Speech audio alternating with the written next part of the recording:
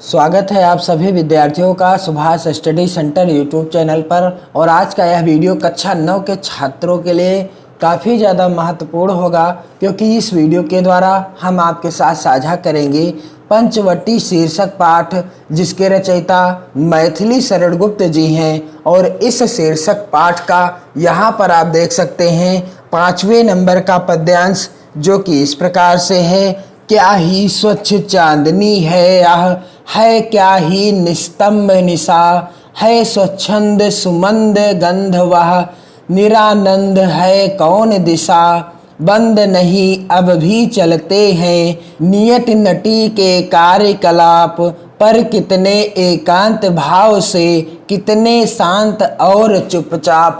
इस पद्यांश का हम आपको संदर्भ, व्याख्या एवं काव्यगत सौंदर्य लिखने का तरीका बताएंगे। और यदि आपने इस पाठ का यानी इस मैथिली शरण गुप्त जी के द्वारा रचित शीर्षक पाठ पंचवटी पाठ का पहला पद्यांश चारुचंद की चंचल किरणें, दूसरा पद्यांश, तीसरा पद्यांश और चौथे पद्यांश का संदर्भ, व्याख्या एवं काव्यगत सौंदर्य से रिलेटेड वीडियो ना देखा हो तो आपको चैनल की प्लेलिस्ट में मिल जाएंगे।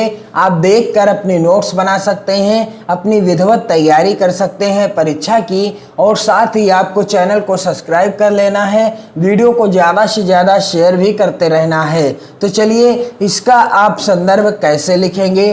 क्या ही स्वच्छ, प्रथम के शब्दों को और अंतिम के शब्दों को, कितने शांत और चुपचाप, यहाँ पर इस तरीके से आपको लिखना है। क्या ही स्वच्छ मैंने लिख रखा है ब्लैक पेन से, और अंतिम का शब्द लिखा हुआ है और चुपचाप, दो शब्दों को मैंने लिखा हुआ है। फिर आपको इस तरीके से हेडिंग डालना है, संदर्भ, ब्लैक पेन से आपको हेडिंग डालना है। आपको किसी अन्य पेन का इस्तेमाल नहीं करना, सिर्फ और सिर्फ ब्लैक और ब्लू पेन का ही इस्तेमाल करना है। तो यहाँ पर आप देख सकते हैं प्रस्तुत पद्यांश हमारी पाठ्य पुस्तक हिंदी के काव्य खंड में संकलित पंचवटी नामक पाठ से अवतरित है, जिसके रचयिता मैथिली शरण गुप्त जी हैं। प्रस्तुत पद्यांश हमारी पाठ्य पुस्तक हिंदी आपको ब्लैक पेन से लिखना है, कि काव्यखंड भी आपको ब्लैक पेन से लिखना है, में संकलित पंचवटी शीर्षक पाठ या पंचवटी नामक पाठ से अवतरित है। पाठ अथवा शीर्षक का नाम भी आपको ब्लैक पेन से ही लिखना है, तथा जिसके रचयिता कौन है, मैथिली शरण गुप्त जी हैं। और रचयिता अथवा कवि का नाम भी आपको ब्लैक पेन से ही लिखना है। मैथिली शरण गुप्त को राष्ट्र कवि की उपाधि से सम्मानित किया गया था, और इन्हें राष्ट्र कवि भी कहा जाता है। ये चीज आप ध्यान रखेंगे।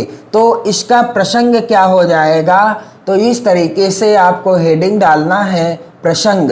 और प्रसंग क्या हो जाएगा कि पंचवटी में दूर दूर तक फैली चांदनी का वर्णन करते हुए कवि कहता है। प्रस्तुत पद्यांश में मैथिली शरण गुप्त जी ने पंचवटी में दूर दूर तक फैली हुई चांदनी का बड़ा ही रोचक और सुंदर वर्णन किया है। तो चलिए, इसकी व्याख्या क्या हो जाएगी।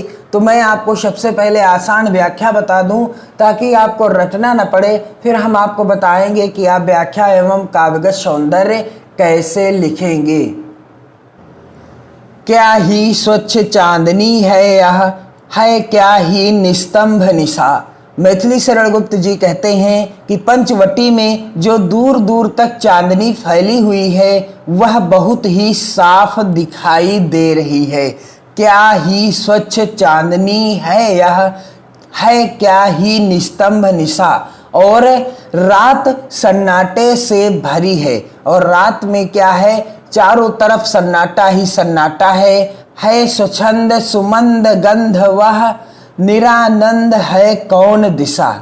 मैथिली शरण गुप्त जी कहते हैं वायु स्वच्छंद गति से, अपनी स्वतंत्र चाल से मंद मंद बह रही है। और वायु जो है स्वच्छंद गति से है स्वच्छंद सुमंद गंध वह, निरानंद है कौन दिशा।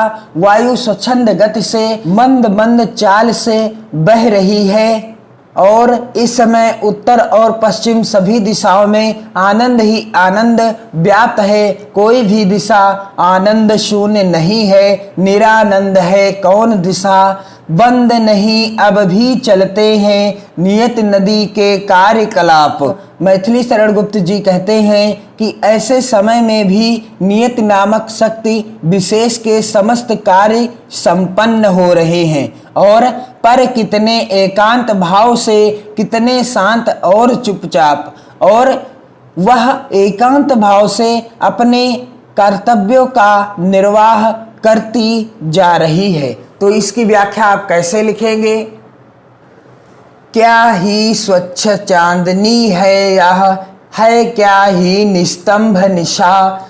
व्याख्या इस तरीके से आपको हेडिंग डालनी है। और क्या हो जाएगी व्याख्या कि पंचवटी में जो दूर दूर तक चांदनी फैली हुई है वह बहुत ही साफ दिखाई दे रही है, और है क्या ही निस्तंभ निशा, और रात सन्नाटे से भरी है।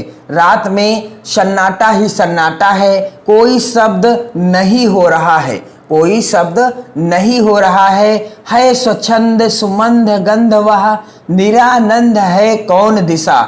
मैथिली शरण गुप्त जी कहते हैं कि वायु स्वच्छंद गति से अपनी स्वतंत्र चाल से मंद मंद बह रही है, और इस समय उत्तर पश्चिम आदि सभी दिशाओं में आनंद ही आनंद व्याप्त है, अर्थात कोई भी दिशा आनंद शून्य नहीं है। निरानंद है कौन दिशा, कोई भी दिशा आनंद शून्य नहीं है, ऐसी कोई भी दिशा नहीं है जहां आनंद ना हो। और बंद नहीं अब भी चलते हैं नियत नदी के कार्यकलाप। बंद नहीं अब भी चलते हैं नियत नदी के कार्यकलाप। क्या हो जाएगी व्याख्या कि ऐसे समय में भी नियत नामक शक्ति विशेष के समस्त कार्य संपन्न हो रहे हैं, और ऐसे समय में भी नियत नामक शक्ति विशेष के समस्त कार्य संपन्न हो रहे हैं, और पर कितने एकांत भाव से,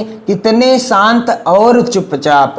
पर कितने एकांत भाव से, कितने शांत और चुपचाप, अर्थात क्या हो जाएगी व्याख्या कि नियत नदी अपने क्रियाकलापों को बहुत ही शांति से संपन्न कर रही है।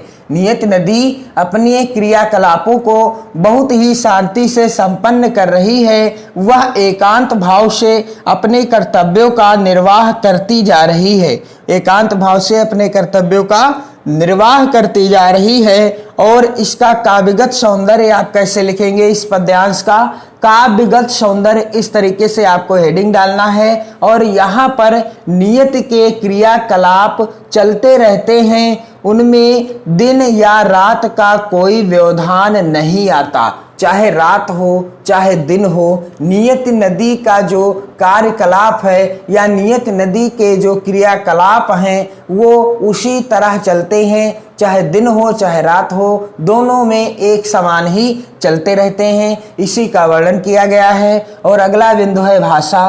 तो मैथिली शरण गुप्त जी के जितने भी पद्यांश हैं इस पाठ के अंतर्गत, यानी पंचवटी शीर्षक पाठ के अंतर्गत, सभी की भाषा क्या है? सभी की भाषा है खड़ी बोली। यहाँ पर रस कौन सा है? शांत रस है। और अलंकार कौन सा है? अनुप्रास है तथा रूपक अलंकार है। अनुप्रास और रूपक अलंकार दोनों इस पद्यांश के अंतर्गत हैं। तो मैंने आपको इस पद्यांश का संदर्भ, प्रसंग, व्याख्या एवं काव्यगत सौंदर्य लिखने का तरीका बता दिया है। आप इसे अपनी नोट्स पर नोट कर लेंगे, और आप इस वीडियो को अपने मित्रों में भी ज़्यादा से ज़्यादा शेयर कर देंगे, ताकि आपके साथ साथ आपके मित्रों को भी लाभ पहुंचता रहे। और आज 16 अक्टूबर हो चुका है। मैं आपको जानकारी दे दूं कि आज 16 अक्टूबर हो चुका है, और मैंने कबीर दास जी के द्वारा रचित जो साखी शीर्षक पाठ है, और साथ ही मीराबाई की पदावली, रहीम के दोहे और भारतेंदु हरिश्चंद्र की प्रेम माधुरी से रिलेटेड वीडियो उपलब्ध करा दिए हैं।